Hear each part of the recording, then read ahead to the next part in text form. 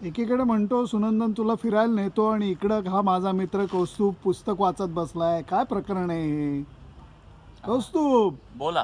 काय काय वाचत काय बसलाय? फिरायला आणलेस तुम्हाला? अहो हॅमलेट वाचतोय शेक्सपियरांचं. आपण आहोत डेन्मार्क मध्ये. आता हॅमलेट घेऊन इथं काय बसलायस तू? आता आपण कुठं आहोत माहितीये तुम्हाला? नाही, बोल. थोडासा कॅमेरा तुम्ही तिथं फिरवा. आपण आलो आहोत क्रॉनबोक कॅसल मध्ये.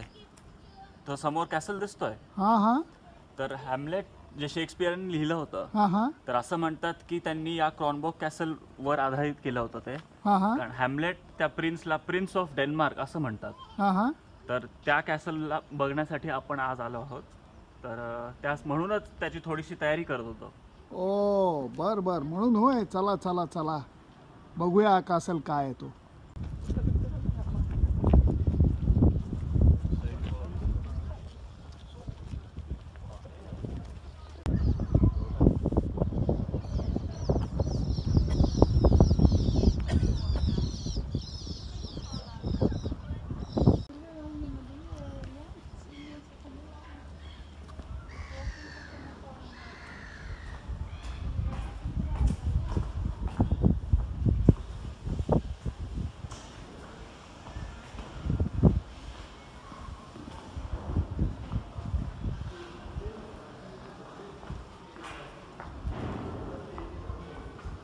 हा आहे कोपनहेगनचा क्रॉनबोक कॅसल.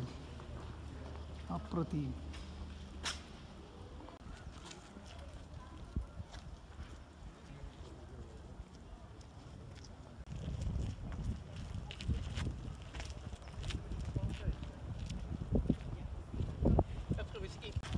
वर्ल्ड कप वार्तांकनाच्या अगोदर गाव तिथं 24 तास हा कार्यक्रम करण्याकरता मला डेन्मार्कला यायला मिळालं, ते पाठक कुटुंबियांमुळे. आणि आज या सफरची सांगता मी क्रॉनबोक कॅसलला करतोय. हा आहे क्रॉनबोक कॅसल. वर्ल्ड हेरिटेज साईट म्हणून याला मान्यता मिळालेली आहे.